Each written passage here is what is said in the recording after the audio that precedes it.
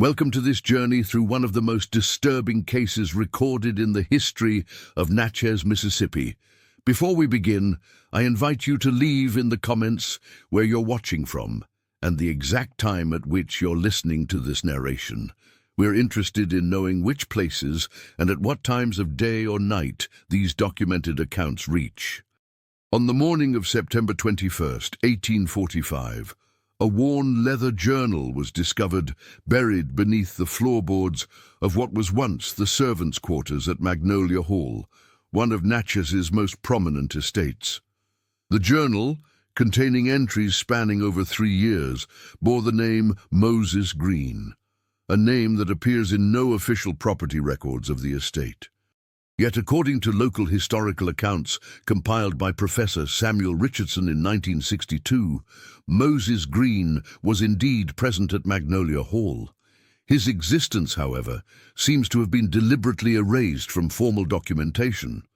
Richardson's research was abruptly discontinued that same year, and the materials he had gathered were reportedly lost in a fire at Adams County Historical Society. What remains is only a fragment of what might be one of the most disturbing accounts of human cruelty in Natchez's antebellum history, a history that the city has long attempted to bury alongside its most troubling secrets. The discovery of the journal coincided with the renovation of Magnolia Hall, purchased by the Natchez Historical Society in 1959. The workers who found it immediately turned it over to the Society's director, Eleanor Wilkins, who recognized its potential historical significance. Initially enthusiastic about the find, Wilkins began transcribing the journal, only to abruptly stop after reaching what she described in her notes as contents too disturbing to merit public scrutiny. The journal subsequently disappeared from the Society's archives, with only Richardson's partial notes and Wilkins' incomplete transcription surviving as evidence of its existence. What makes this case particularly unsettling is not merely the disappearance of Moses Green, but the systematic erasure of his existence from official records, followed by the equally systematic disappearance of evidence regarding that erasure.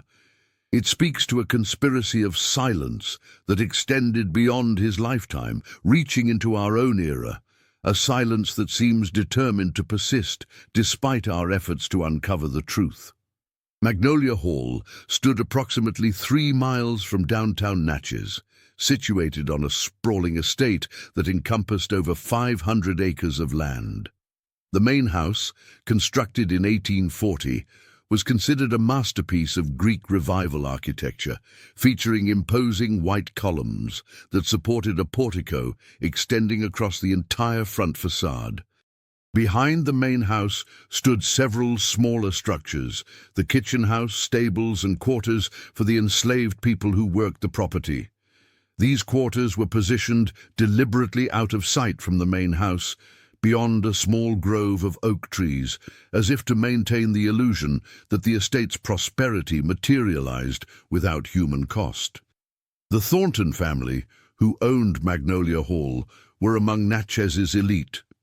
Alexander Thornton had made his fortune in cotton, expanding his holdings throughout the 1830s until he became one of the wealthiest men in Mississippi. His wife, Caroline, was known for her lavish entertainments that drew guests from as far away as New Orleans and Charleston. Their 3 children, George, Elizabeth, and Thomas, were educated by private tutors brought from the North. By all accounts, they were the embodiment of Southern aristocracy, their lives untouched by the brutal realities that made their privilege possible. According to what limited records exist, Moses Green came to Magnolia Hall in 1842, though the circumstances of his arrival remain unclear. What we know comes primarily from Richardson's notes on the journal, which describe Green as an educated man who had somehow learned to read and write, skills that were often deliberately kept from enslaved individuals. How he acquired these skills remains unknown, as does much of his early life. What we do know is that he was assigned to work primarily in the house rather than in the fields, serving as Alexander Thornton's personal attendant. The journal entries begin in January 1842 and continue until March 1845, just 6 months before the journal was hidden beneath the floorboards. The entries are sporadic at first, suggesting that Green wrote only when he could find both the time and the materials to do so. The early entries focus primarily on daily life at Magnolia Hall, the routines, the other enslaved individuals with whom Green interacted, and occasional observations about the Thornton family. What emerges is a portrait of a man of unusual perception, one who observed the world around him with a keen eye and recorded it with remarkable eloquence. One name appears repeatedly in the early entries: Sarah, described as the one who tends to Miss Elizabeth. Their relationship is never explicitly defined, but Green's writing grows noticeably warmer when he mentions her. In one entry from April 1842, he writes, "Spoke with S today by the kitchen house. She smiled despite her weariness.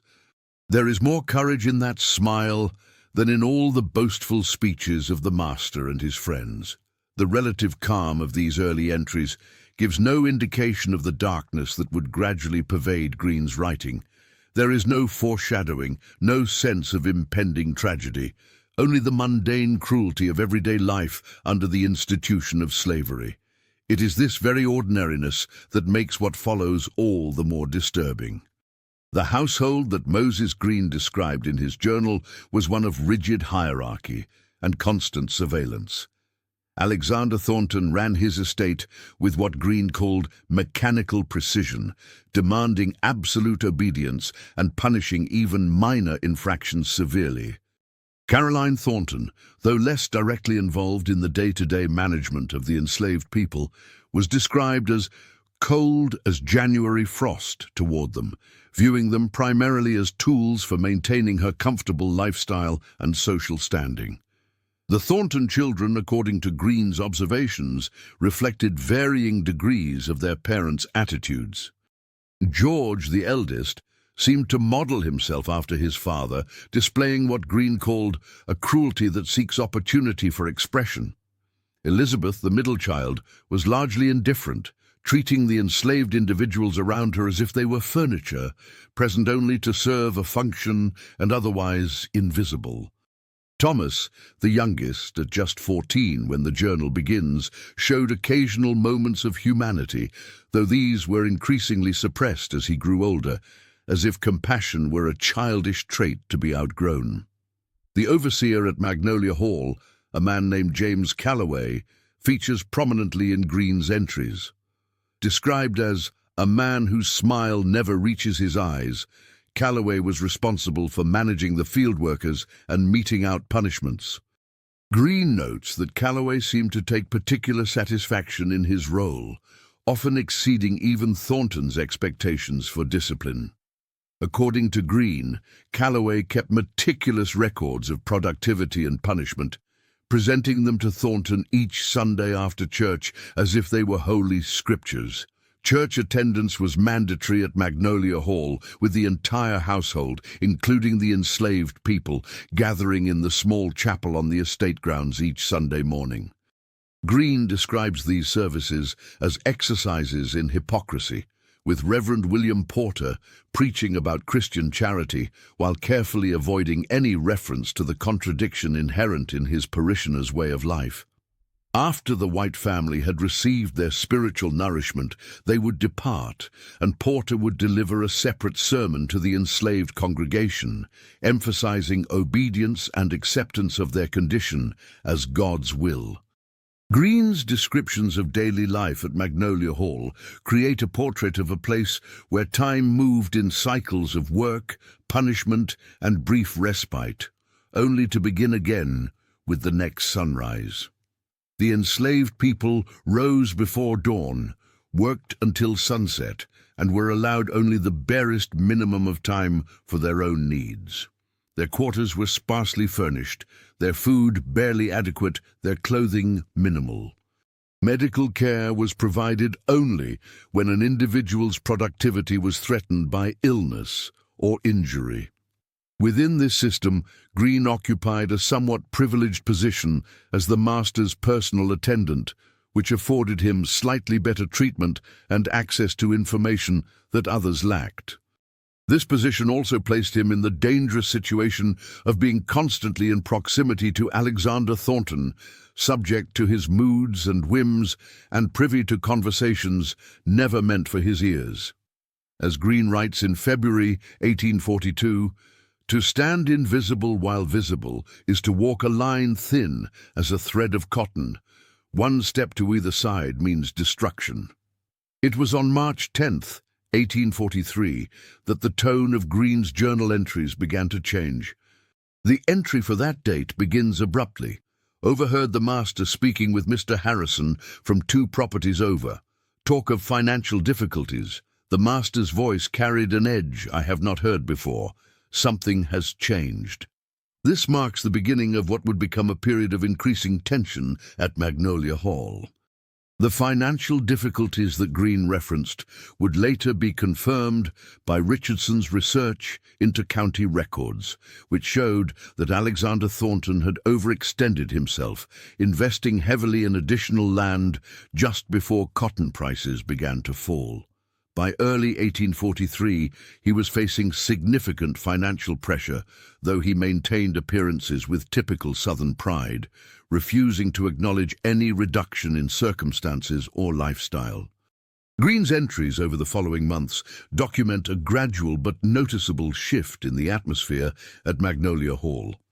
Alexander Thornton became increasingly irascible, prone to sudden outbursts of temper. Punishments for perceived infractions grew more severe. Rations were subtly reduced. The work demanded of the enslaved people intensified, with Calloway driving them harder in an attempt to increase productivity and offset falling prices. Caroline Thornton, according to Green, responded to the financial pressure by intensifying her social activities as if to reassure the community of the family's continued prosperity. She hosted more dinners, organized more elaborate entertainments, and spent lavishly on new furnishings for the house. Green notes that she seemed almost manic in her determination to maintain appearances, writing, "The mistress moves through the house like one possessed, touching things, rearranging them, as if the perfect placement of a vase might stave off the reckoning that approaches." It was against this backdrop of mounting tension that Green's relationship with Sarah deepened. His entries about her become more frequent and more intimate, though still guarded, as if he feared that committing too much to paper might somehow endanger what they shared. He refers to brief conversations in the kitchen garden, moments of connection while passing in hallways, and occasionally rare opportunities to speak more freely when both were sent on errands to Natchez. In an entry dated July 2nd, 1843, Green writes, "S. says she has heard rumors from the kitchen. The master has been meeting with men from the bank. There is talk of selling off portions of the estate. She fears what this might mean for all of us. To be sold is to be erased, to disappear from the memory of those who remain. The fear that Sarah expressed would prove prophetic." By September 1843, Alexander Thornton had indeed begun selling off assets, beginning with parcels of undeveloped land and then moving on to selling several enslaved individuals. Each sale was conducted quietly, with those sold removed from the property before dawn, as if Thornton were ashamed of this visible evidence of his financial failures. Green records these disappearances with growing alarm, noting how those who remained spoke of them only in whispers, afraid that to acknowledge them too loudly might somehow mark them as the next to go. The community that had existed among the enslaved people at Magnolia Hall began to fracture under the weight of this constant uncertainty.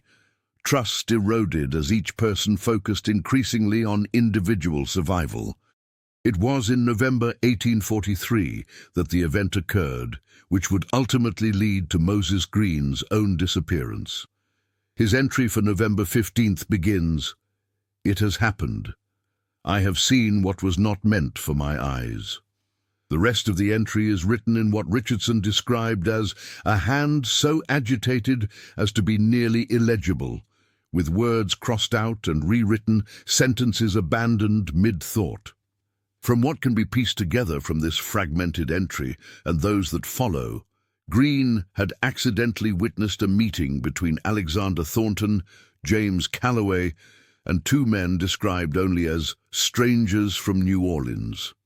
The meeting took place in Thornton's study late at night, with Green concealed in the adjoining room where he had been polishing silver. The men discussed what Green referred to only as an arrangement that would solve Thornton's financial problems. Specific details are absent from the journal, whether because Green did not hear them or because he dared not record them. What is clear is that Green understood the meeting to have sinister implications. His entry concludes, "God help us all, if what I fear comes to pass. There are depths to which I believed even the master would not sink. I was wrong." The weeks following this discovery show Green increasingly fearful, aware that his knowledge placed him in grave danger. His entries become shorter, more cryptic, as if he feared the journal might be discovered. He mentions watching Thornton and Calloway surveying the property's boundaries, noting locations and distances in a small notebook. He records unusual comings and goings at night, visitors who arrived after dark and departed before dawn. In December 1843, Green writes, "S. says two more vanished last night, Samuel and Edward, both strong, both young. The story told is that they were sold, but no one saw the buyer, no papers were signed in the house. The field hands whisper of sounds from the old storage barn by the North Woods. Calloway has forbidden anyone to go near it." The North Woods that Green mentions lay at the farthest boundary of the Magnolia Hall property, bordering land owned by the Crawford family. The storage barn had fallen into disuse years earlier, when a newer, larger barn was built closer to the fields. According to local maps from the period, the old barn stood approximately a half-mile from the nearest regularly used building, isolated and easily overlooked. Throughout January and February of 1844, Green records a pattern of disappearances, always young men in good health, always at night, always with the official explanation that they had been sold. No one ever saw these sales take place, and no buyers were ever introduced to the household. Green notes that Thornton's financial situation appeared to be improving, despite falling cotton prices. New furnishings appeared in the house. Caroline's spending continued unabated. The family's position in Natchez society remained secure.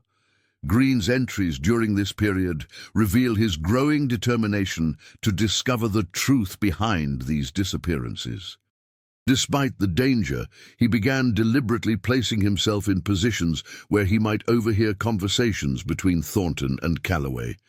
He carefully noted which enslaved individuals disappeared and when, looking for patterns.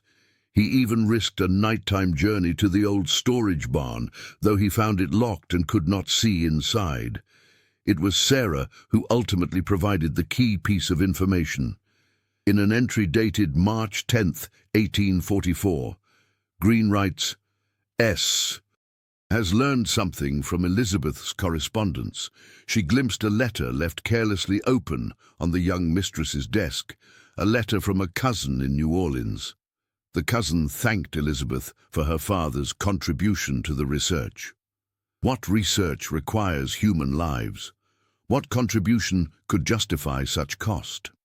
The letter that Sarah saw provides one of the few concrete connections between the disappearances at Magnolia Hall and the outside world. It suggests that whatever was happening was known to at least some members of Natchez society, hidden not through total secrecy, but through a conspiracy of silence among those who benefited from it. Green's entries over the next month show him attempting to gather more information, using his position in the household to access letters and documents when possible. He records fragments of overheard conversations, pieces of a puzzle that he was desperately trying to assemble. His fear is evident in his writing, but so too is his determination to understand what was happening, as if knowledge itself might somehow provide protection. On April 25th, 1844, Green writes, "I have seen them. May God forgive me for not acting sooner." The entry continues with a description of how Green, unable to sleep, had followed Calloway and two other men as they escorted a bound individual, Daniel, who had worked in the stables, to the old storage barn in the middle of the night.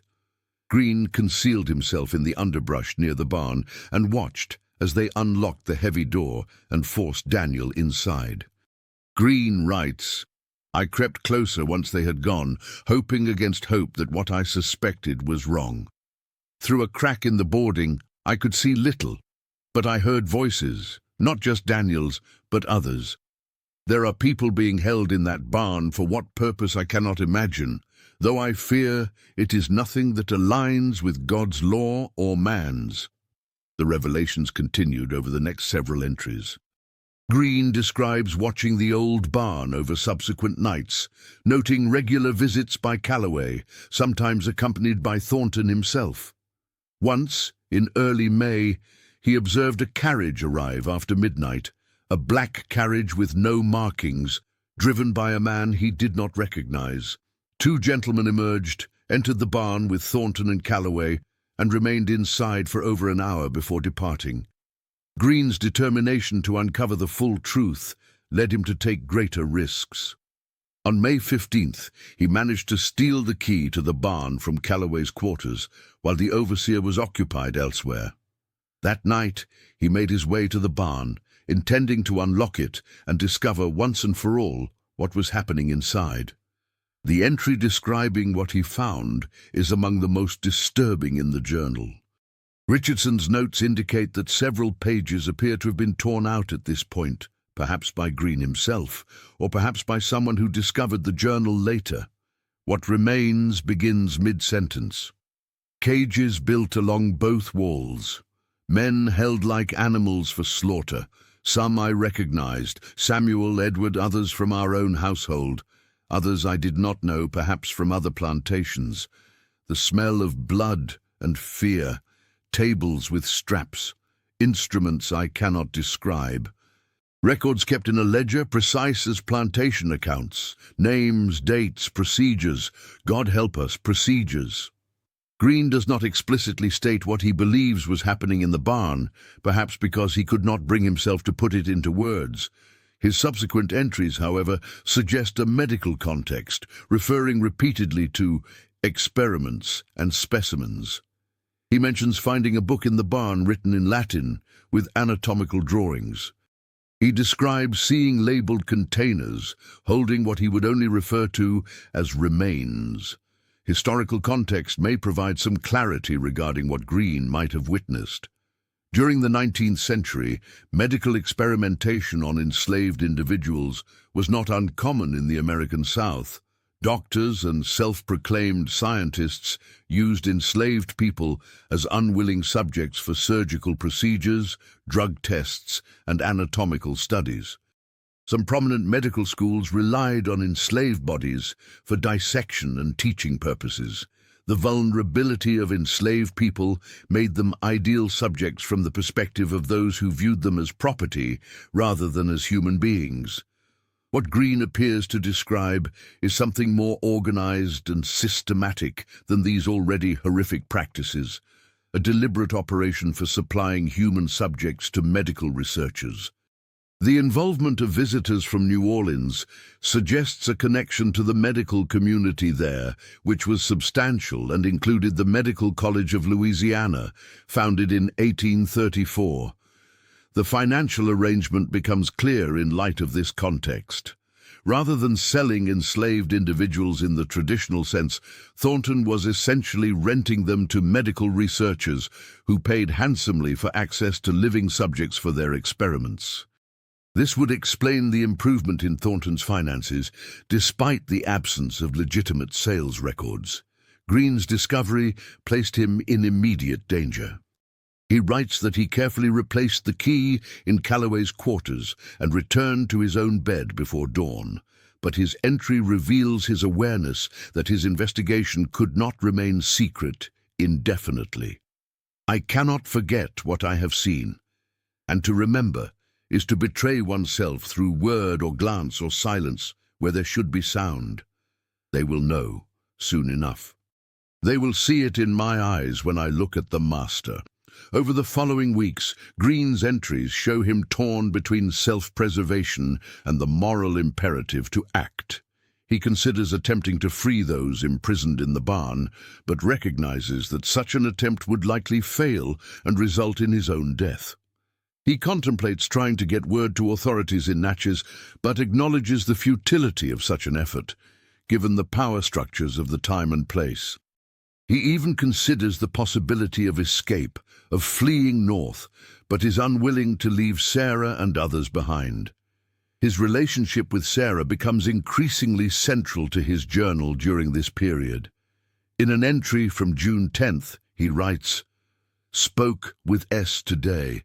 Did not tell her everything. To know is to be endangered, but enough that she understands the gravity of our situation. She urged caution, patience, says we must think of all who might suffer if we act rashly. She is wiser than I." Sarah's advice may have been what kept Green alive during this period, as he managed to maintain his normal routine despite the knowledge that weighed upon him. His entries show him performing his duties as Alexander Thornton's attendant, standing silently in the background during meetings, serving dinner to guests, all while carrying the terrible secret of what was happening at the furthest edge of the property. Green's entries through the summer of 1844 document his observations as the operation at the old barn continued. He notes patterns in the disappearances and the visits from the men in the black carriage. He records changes in Thornton's behavior, a new confidence, an almost manic energy. He observes Caroline Thornton's apparent ignorance of the source of their renewed prosperity, or perhaps her deliberate blindness to it. Most disturbingly, he begins to notice the involvement of George Thornton, the eldest son, who had recently returned from medical studies in Philadelphia. An entry from July 28th reads, "The young master now accompanies his father to the barn. Twice this week they have gone together after midnight. Today at breakfast he spoke enthusiastically of advances in surgical techniques. His hands were clean at the table, but I, who had laundered his shirts, know what stains he washed away before dawn." The involvement of George Thornton adds another dimension to the horror. It suggests that the operation was not merely a desperate financial measure, but was becoming integrated into the family's legacy, a secret to be passed from father to son. George's medical training would have given him both the knowledge to participate in whatever was happening in the barn and the connections to expand the operation in the future. By August 1844, Green's entries show him increasingly desperate and isolated. The disappearances had created an atmosphere of terror among the enslaved community at Magnolia Hall, with everyone aware that anyone might be next. Trust had eroded completely, replaced by a survival instinct that kept people isolated from one another. Even Sarah, according to Green, had grown distant, perhaps as a means of self-protection. In an entry from August 15th, Green writes, "I am watched. Calloway follows me with his eyes. The master speaks to me less, as if afraid of what he might reveal. They suspect something, though they cannot know how much I have seen. I sleep with this journal beneath the floorboard now. To be discovered with it would mean death, a death slower than what they give the others." The paranoia that Green expresses was likely justified. His position in the household had given him access to information that no enslaved person was meant to have. His literacy alone made him dangerous in the eyes of those who depended on ignorance and helplessness to maintain their power. September brought a new development that would ultimately seal Green's fate. On September 3rd, he writes, "S came to me tonight, risk be damned. She is with child, mine, a life created amidst so much death. What future can there be for such a child in this place? We must find a way out, and soon. The pregnancy created both a deadline and a complication. Escape would be more difficult with a pregnant woman, but remaining at Magnolia Hall had become unthinkable. Green's entries over the following weeks show him developing a plan for escape, calculating distances, considering routes, identifying potential allies outside the plantation who might provide temporary shelter. His preparation was methodical, reflecting the same careful observation and intelligence that had allowed him to uncover the truth about the old barn. He began secreting away small amounts of food, created a mental map of the surrounding area based on overheard conversations and glimpses of surveyor's documents in Thornton's study, and even managed to obtain a small knife which he kept hidden in his quarters. October brought cooler weather and increased activity in the fields as the cotton harvest began. The demand for labor meant that fewer individuals disappeared during this period, as Thornton temporarily prioritized the harvest over his other enterprise. This gave Green a false sense of security, perhaps, or simply a window of opportunity that he felt compelled to use. On October 25th, Green writes what would be his penultimate entry in the journal. "Tomorrow night, the new moon will hide our departure. S is afraid, but resolute. I have told her of a path through the north woods skirting the barn that leads eventually to the river. I dare not write more in case this falls into their hands. God grant us strength and speed." The final entry, dated October 27th, is brief and devastating. Failed. S taken. They know. What happened on the night of October 26th, 1844, must be pieced together from fragmentary evidence. Richardson's research uncovered a notation in Calloway's ledger, preserved in the county archives, recording that discipline was administered to female house servant for attempted escape. Sarah's name is not mentioned, but the timing corresponds with Green's journal entry. There is no record of what happened to Moses Green himself. His name does not appear in Calloway's disciplinary records from this period. He is not listed among those who were officially sold from the estate. He simply vanishes from the historical record after that final journal entry, as completely as if he had never existed. The journal itself, hidden beneath the floorboards of the servants' quarters, remained undiscovered for over a century. Its existence raises more questions than it answers. Why was it not found during the inevitable search of Green's quarters after his disappearance? Did someone else know of its existence and deliberately preserve it? Was Green himself able to return to hide it after writing that final entry? What became of Sarah and her unborn child is equally unclear. Richardson's research found a record from March 1845 indicating the birth of an unnamed female child to house servant S. No further records of either mother or child have been discovered. Like Green, they seem to have been systematically erased from official documentation. The operation at the old barn apparently continued for some time after Green's disappearance. County records show that Alexander Thornton's financial situation stabilized and even improved throughout 1845. George Thornton completed his medical studies and established a practice in Natchez, becoming known for papers on surgical techniques that he published in medical journals of the era. None of these papers explicitly mention experimentation on enslaved individuals, but several refer to clinical observations that would have required access to living subjects. The Civil War brought an end to whatever activities were taking place at Magnolia Hall. Alexander Thornton died in 1861, just as the conflict was beginning. The estate was eventually abandoned as Union forces advanced through Mississippi. The main house was ransacked, and the outbuildings, including the old storage barn, were burned. By the time federal troops reached Natchez, any physical evidence of what had occurred there had been destroyed. The Thornton family's legacy persisted, however. George Thornton relocated to New Orleans after the war, where he continued his medical career. His descendants remained prominent in Louisiana society well into the 20th century. Caroline Thornton and her younger children moved to relatives in Virginia and later to Baltimore, where they rebuilt their lives with the wealth that Alexander had accumulated, wealth built, at least in part, on the suffering that Moses Green documented. When the journal was discovered during renovations in 1959, it briefly threatened to bring this dark history to light. Eleanor Wilkins' decision to suppress the document, followed by its mysterious disappearance from the Historical Society's archives, suggests that even a century later there remained those who had an interest in keeping this history buried.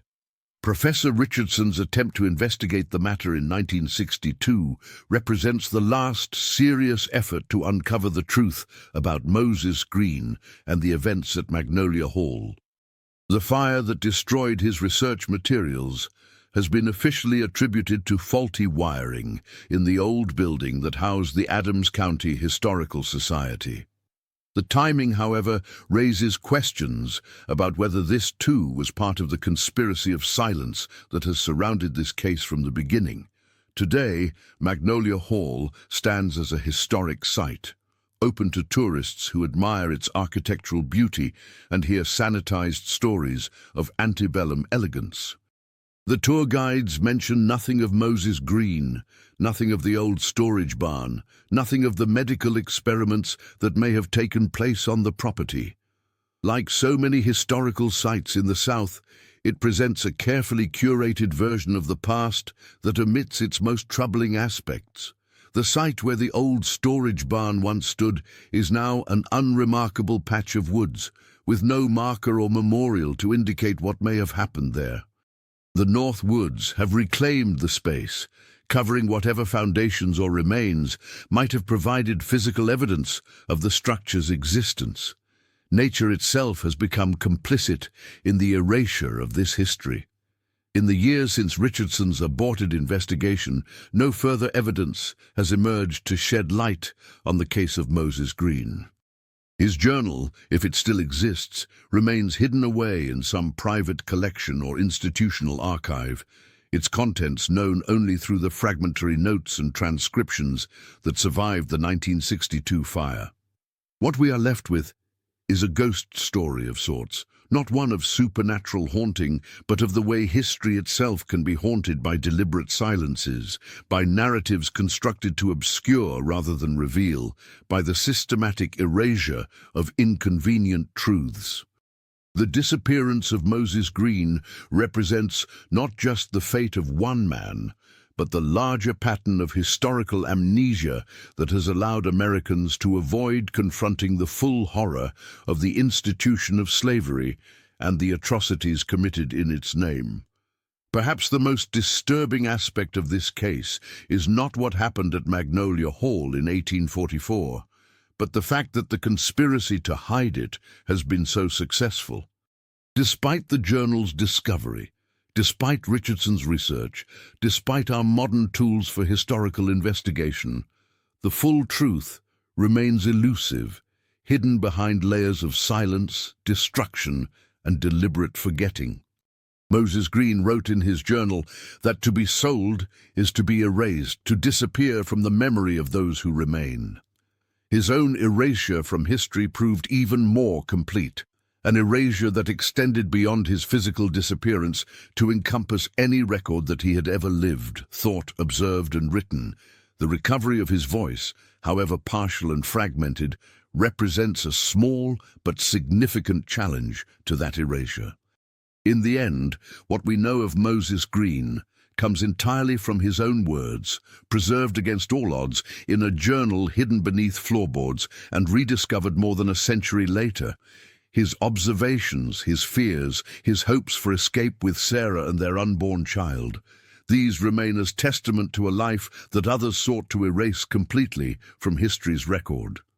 The journal ends abruptly with that final devastating entry. Failed. S. Taken. They know.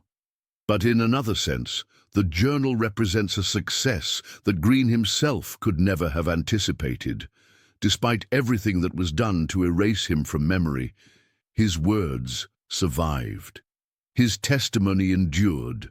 And through that testimony, something of Moses Green himself persists, challenging the conspiracy of silence that has surrounded Magnolia Hall for more than a century and a half. In the absence of graves or markers, in the absence of official records or acknowledgements, Green's journal stands as the only memorial to whatever atrocities were committed in that old storage barn in the north woods of Magnolia Hall. It is an incomplete memorial, fragmented and partially lost, but it is enough to ensure that the silence is not absolute, that the erasure is not total, that something of the truth remains to haunt those who would prefer to forget. As for Moses Green himself, his fate, like so much else in this story, remains unknown. Did he suffer the same fate as those he saw in the barn? Did he manage to escape, only to be recaptured and sold away from Natchez, his identity obscured to prevent him from sharing what he knew? Or did he, perhaps against all odds, eventually find the freedom he sought, taking with him the knowledge of what had happened at Magnolia Hall? We will likely never know. The conspiracy of silence has been too effective, the erasure too complete. But in sharing what fragments of his story remain, we ensure that the erasure is not absolute. We acknowledge that Moses Green lived, observed, wrote, loved, and fought for freedom in his own way. We recognize the humanity that his captors sought to deny, and we bear witness, however belatedly, to the truth he risked everything to record. In the end, perhaps that is the best memorial we can offer, not just to Moses Green, but to all those whose names have been erased from history's pages, whose suffering has been deliberately forgotten, whose humanity has been denied. By refusing to accept the silence, by continuing to ask questions even when answers seem impossible to find, we challenge the conspiracy that has sought to bury this history beneath layers of forgetting. The story of Moses Green and Magnolia Hall reminds us that the most terrifying aspects of our history are not the supernatural elements of traditional ghost stories, but the very real horrors that human beings have inflicted upon one another. Horrors that continue to haunt us, not because they defy natural law, but because they reveal the darkest capabilities of human nature itself. In 19th century Natchez, a man named Moses Green witnessed something so terrible that those involved were willing to erase him from existence to keep it secret. Almost 2 centuries later, we still do not know exactly what he saw in that old storage barn. But we know that he saw something, recorded it, and managed, against all odds, to ensure that his testimony would eventually come to light. For that act of courage and foresight, we owe him the responsibility of remembering, of questioning, and of refusing to accept the silence that others have tried so hard to impose. The Journal of Moses Green remains incomplete, its author's fate unknown, many of its pages lost to time or deliberate destruction. But what remains is enough to remind us that history is always more complex, more troubling, and more human than the sanitized versions we often prefer to remember. In the silences between what Moses Green could bring himself to write and what has survived of his writing, we find perhaps the most honest and most haunting testimony to the horrors that took place at Magnolia Hall in the autumn of 1844.